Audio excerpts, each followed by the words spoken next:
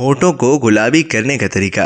Number 1, देसी मोम में लीमू का रस मिलाकर होठों पर लगाएं। नंबर 2, रोगन बादाम और शहद मिलाकर रोजाना होठों पर लगाएं। नंबर 3, दूध की बालाई में चंद कतरे लीमू का रस मिलाकर लगाएं।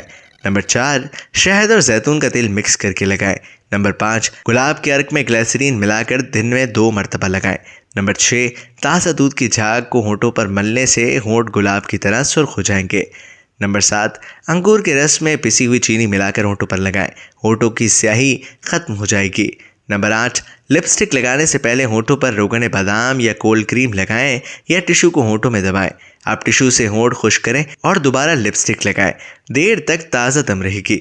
नंबर 9, होठ को सुर्ख होने के लिए गुलाब की पत्तियों को पीस कर दूध में मिलाएं और होठों पर लगा लें। नंबर 10, होठों को फटने से बचाने के लिए बालाई या दूध लगाएं।